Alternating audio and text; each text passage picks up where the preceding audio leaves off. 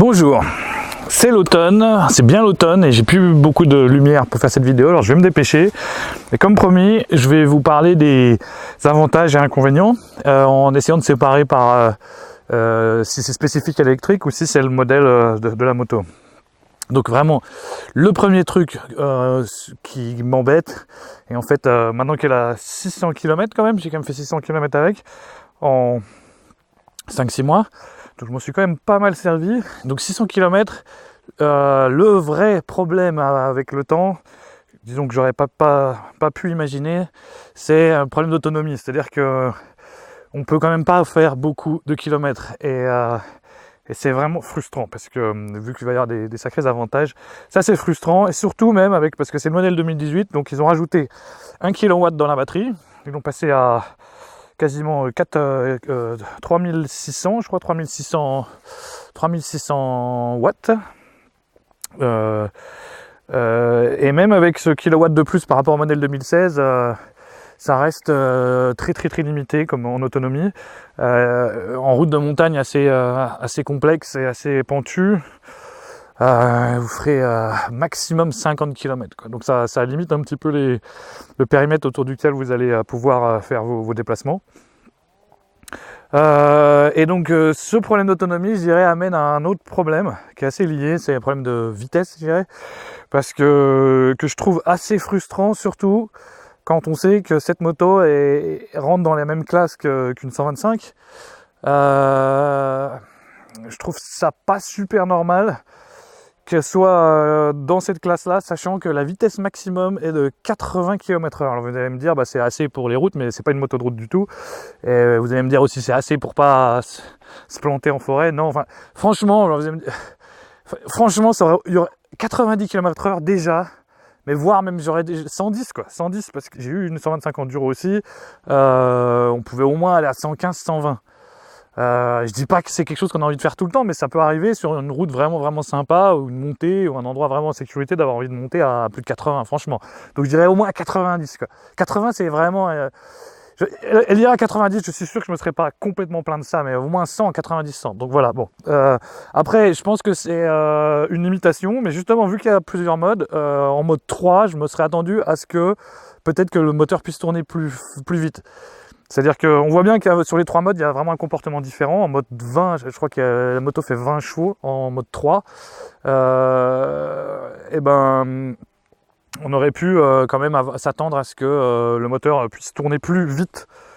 Même si, franchement, ouais, en mode 3, quand on est à fond, ça fait quand même un bruit un peu impressionnant. Je sais pas c'est quoi les tours minutes, mais ça doit quand même... c'est peut-être pour ça, ils se sont dit, bon, attends, on va pas casser le moteur. Mais bon, bref, c'est vrai que c'est pas une moto pour faire de la vitesse, certes, mais quand même, quoi. 80, je trouve ça léger. Donc, la vitesse. Le troisième problème, c'est un problème qui est un peu quand même embêtant chez KTM, c'est que c'est très propriétaire et le format de la prise est inconnu au bataillon. Franchement, j'ai recherché plusieurs après-midi, je les ai même contactés, ils m'ont dit bah oui, on comprend votre problème, mais non, c'est trop sensible comme information, on ne va pas vous la donner. En fait, j'aurais voulu avoir le schéma de connexion de leur prise. Donc c'est un truc avec 8 connecteurs et j'aurais voulu avoir ça. Ensuite, le dernier inconvénient, c'est l'histoire des équipements de mesure. C'est quand même assez léger, on a juste l'heure, la date, et donc je pense que c'est la même chose que sur le modèle thermique, et on aurait quand même voulu avoir un peu plus d'informations que juste les barres et savoir par exemple le voltage de la batterie. Et vu que c'est une moto électrique, que ça soit un peu plus intelligent, que ça soit aussi une moto un peu intelligente, mais c'est pas du tout le cas, franchement. Bon, après, franchement, ça c'est vraiment léger, hein. Moi je fais de la moto, je m'en fous de connecter moi un kit Bluetooth ou ce genre de truc. Et donc ça amène je dirais à glisser sur la partie qui est non liée à l'électrique. C'est les problématiques liées au fait que donc ça avait été remarqué par Sony 95 qui justement disait mais attendez, comment ça se fait qu'il y a encore une batterie au plomb, une petite batterie au plomb pour gérer tous les équipements, une petite batterie au plomb 12 volts.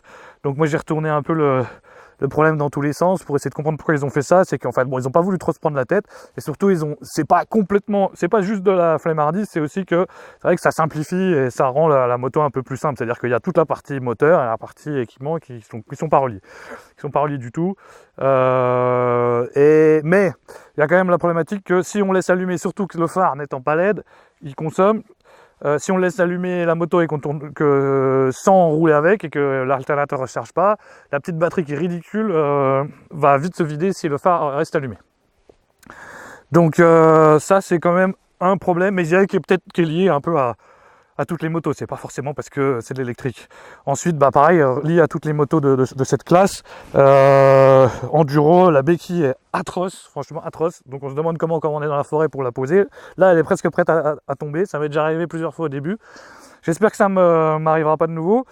Ça donne envie de mettre plutôt le nez contre un arbre pour la se faire tenir, mais c'est pareil, c'est pas très pratique. Donc la béquille, il faudrait quand même qu'ils trouvent un moyen de faire un truc mieux que ça. Mais bon, j'avais déjà un peu ça sur mon ancien enduro, mais pas à ce point. Ensuite, alors autre truc, alors ça c'est vraiment un gros problème. Alors là c'est un gros problème de cette moto, mais bon, si vous le savez, au moins vous faites avec. Mais c'est qu'elle est homologuée et qu'aujourd'hui, vu qu'on rigole plus avec tout ça, quoi, elle est homologuée que pour une personne. Donc on peut pas monter à deux légalement, à part dans la forêt, mais surtout, en fait, ça peut-être une bonne raison aussi, c'est qu'il n'y a pas de cale-pied arrière. Vous allez me dire, c'est normal sur une enduro. Ouais, certes, mais ou cross. Du coup, il y a ce genre de système. Que j'ai passé un bout de temps à trouver. C'est clairement pas légal et homologué, faut pas rouler avec ça sur la route, mais pour amener quelqu'un sur une petite balade de forêt, tant que vous êtes sur une route propre, je pense pas que vous ferez embêter si vous utilisez ce genre de choses. Voilà, et je mettrai peut-être un lien pour si ça vous intéresse, où on trouve ça. Bon, pas si facile que ça à remettre, et ça tient bien, franchement j'ai fait beaucoup de kilomètres avec, c'est sérieux, c'est du bon matériel. Donc si j'ai une grande liste d'inconvénients comme ça, c'est parce que franchement je l'aime bien la moto et que j'ai quand même des sacrés avantages. J'ai bien roulé avec et que c'est vraiment très agréable.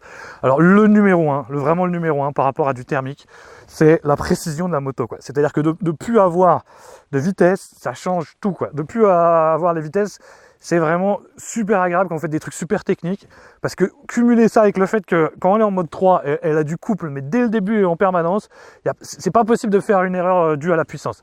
Et vu qu'en général on règle les problèmes avec ce genre de moto en envoyant plus de patates, et ben c'est clairement... En fait, les premières fois où j'ai utilisé, limite on a vraiment envie de monter tout droit dans la montagne, et ça le fait, surtout quand les pneus étaient neufs. Le deuxième avantage très intéressant que bon je pouvais imaginer, mais là vraiment je l'ai vu sur le long terme, c'est le bruit que fait la moto. Ça permet d'arriver dans des petits villages et de pas se faire regarder bizarrement. Les gens vous saluent, vous sourient. Quand on est dans la forêt avec les VTT, vous avez vraiment des regards bienveillants, ce qui n'était pas le cas avec un moteur thermique où les gens quand même sont très embêtés par le bruit que vous faites et vous arrivez à une très grande distance. Donc ça c'est vraiment sympa. En fait ça vous permet de faire de la moto sans avoir l'impression d'être un hors-la-loi. Alors bon, après ça change pas, je dirais, je me suis encore pas fait arrêter par la police, je les ai déjà vu un peu me regarder bizarrement, ça je sais pas ce que ça donne, mais heureusement le modèle 2018 est 100% homologué, donc normalement vous devriez avoir aucun problème. Si vous êtes assuré, que vous avez d'autres papiers, pas de problème.